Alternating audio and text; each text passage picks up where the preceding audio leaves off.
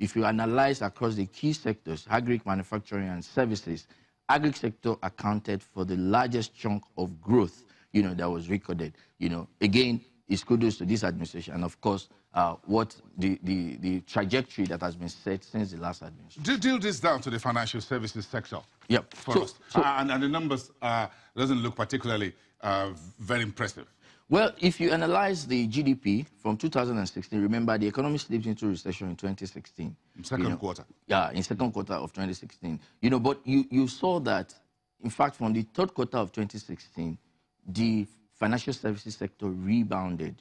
So the sector recorded consistent growth, up until third quarter of 2017, when the sector shed, some points in terms of growth that was recorded, and of course what we saw in Q4 was a rebound, so technically you could say that the financial services sector got out of recession in Q3 2016. Yes. But again, there was a decline in 2017, third quarter, and there's a rebound at this point, and what you can likely attribute to that, that sector is called financial services and then insurance. All the financial service activities are grouped together, like you mentioned, the banks, other financial services, they are all grouped except the insurance sector. This annual growth of about 1.26%, where I grew out of a negative 4.54, but still 1.26% is considered not a very dramatic change, if you put it that way, if you went down 4.54% and you're coming back with 1.2%. Well, you can say that, but again, what we would analyze for the financial service sector is the fact that you've seen this consistency in terms of activities that have been going on in the sector. Like I mentioned, the economy was comfortably, enjoying the recession of 2016, and this sector managed to, come out. Of course, the activities of the banking sector, cannot actually be dissociated from that, because of the resilience of that sector. You've seen that even though the economy was going through challenges because of exchange rate issues, most of the banks were able to translate this into positive because of the diversification of their, asset base. You saw most of them having, their assets either denominated in foreign currency. And that actually, even though it was supposed to be a drag, actually boosted most of the numbers which they recorded, and of course increased the level of activity within the sector. That is not to say that there are no challenges, that the sector is facing. We'll talk about the challenge, but again, if you look at 2017, we have the I&E window in April, and we're close to 1 year anniversary of that. But again, if you look at the contribution of finance and insurance to the real GDP, 2.84%, not significantly lower than the previous 2.89%. Well, for us, you can say that it's a positive, because in the real sense, the financial sector is supposed to serve as a vehicle for intermediation of real economic activities, So if the sector is actually doing its bit in terms of just facilitating economic activities taking place within the economy, then of course you are not expecting it to contribute a large chunk, into GDP. It is commendable to say that when you analyze, real activities still account for the bulk. Like you mentioned, it's just on the average about 3%, that the sector has contributed to economic growth, to GDP. So that's not to say that the sector cannot still do more in terms of contribution. We have a lot of unbanked individuals who are still, within the country. There are a lot of innovative products that are being put in place in different spheres of the financial sector.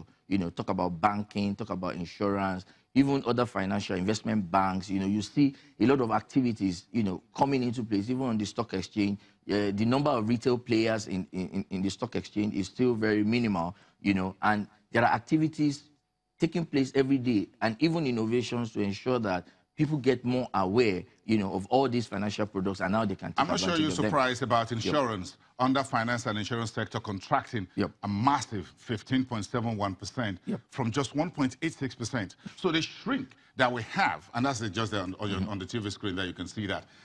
That's a massive contraction, almost a meltdown from about 2%, 1.86% in Q4 of 2016 to 15.71% of last year. So insurance is still a sector to wake up.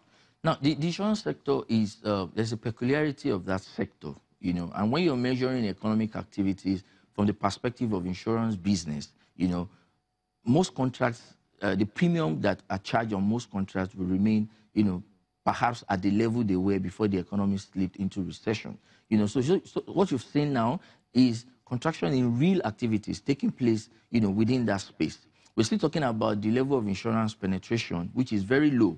Compared, for Nigeria, we have it below 1%, you know, in fact, below 0.5%. You know, you do a comparison with a country like South Africa, you know, you're likely to get a ratio closer to 10%, you know, so there's a lot of untapped, you know, potentials of that particular sector. Now, to now top it will be that the activities that are reported by the Q3 GDP is still suggestive of perhaps some of the activities that have been taking place even before the recession now reducing in terms of the quantum of activities, you know, that are reported. In 2017 that followed. And that's what would have accounted for that massive Yeah, drop. well, again, maybe some folks, because if you are just getting out of recession and folks were laying off staff and things like that, you likely tell the insurance man, come back tomorrow.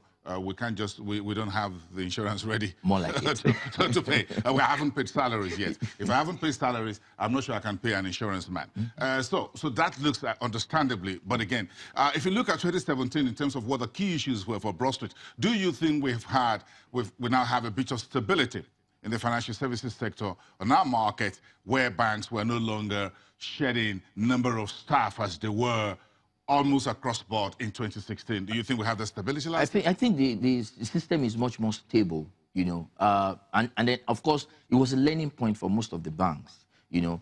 Right now, banks are trying to deploy technology into some of the things, you know, even though you may argue that this, you know, will further increase the rate of unemployment, you know, but banks have learned from the events of 2016, particularly in terms of how they deploy their assets into the risky sectors, the oil and gas, the power, you know, general commerce, you know, telecoms. and telecom sector. You know, for the general commerce, for example, you know, what majorly accounted for the drag that we saw was the FX issue, which, you know, faced the country. You know, it's surprising when you analyze the contribution of the oil sector to GDP. For example, you know, barely about 9%, I think about 8.9% or thereabout, you know. But that 8.9% is very useful in determining what goes on, you know, within the broader economy. So general commerce, which was a sector that affected the performance of most of the banks in 2016, you know, is lumped under the service sector, trades generally, you know, and FX is a key ingredient, you know, for whatever happens within that sector. So, again, the economy is beginning to gain, you know, traction, and FX issues are already dissipating, and we've seen rebound in activities going on. But the banks have learned that they have to take calculated risk when they are availing That's still the conversation. The big conversation in the room is still around credit. Correct. To the real economy.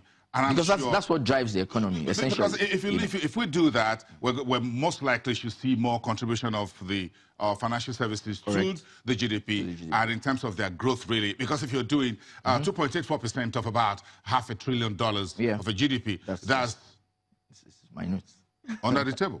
No, that's not even under that's not on top of the table. That's somewhere under the table. It's really, really small. So the central bank spent most of last year, and the MPC communique last year kept browbeating or kind of knock the banks, as it were. You're not lending to the real sector. You're not lending. We call the CRR. We call the ERA during the past central bank leadership. But we haven't seen that move into the real sector. So this GDP speaks to the fact that the economy, the private sector, is still needs that injection. Well, yes, the central bank... do you see this happening in 2018?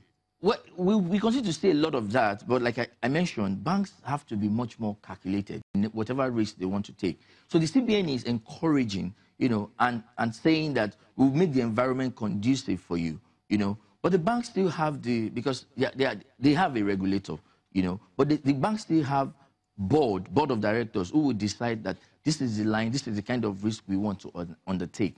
And from our own experience in the market, most of the banks are not just going to deploy funds into creating credit, you know, because the regulator will, you know, always encourage. That's their own role, you know. But the risk inherent in most of the sectors you want to create, talk about oil and gas, which is about the most juicy sector that anybody wants to invest in.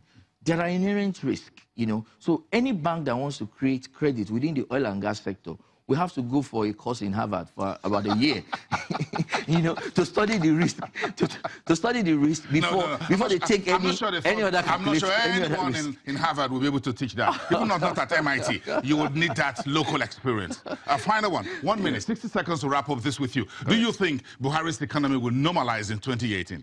Well, I mean, the economy is gaining traction, from the activities that we're beginning to see within the private sector, But again, the agenda of government, it's something to talk about. We've seen a lot of improvements in terms of policy communication and policy documents that have been rolled out. ELGP is a fantastic one, but again, implementation remains key, So for as far as the government is able to follow this plan through, and the Federal Ministry of Finance, Budget and National Planning are working together in synergy to ensure that we don't have policies that are antithetical to each other, then we are likely going to see traction. But the concern for us is 2018 and 2019. We are moving into the election cycle, and that may slow down. You're telling me, I'm in the news business, and I saw one of those meetings held yesterday, and that's making headlines as we speak, about the ruling party extending the tenure of this top echelon for another 1 year. That's quite strategic, isn't it? Yeah, it is. Yeah, you don't want to change your team close to the match. You want to make sure the winning team stays there. I don't know what that means in politics, but that's Robert Tomonto for you. Thank you very much for coming, the head of research at Afrinvest.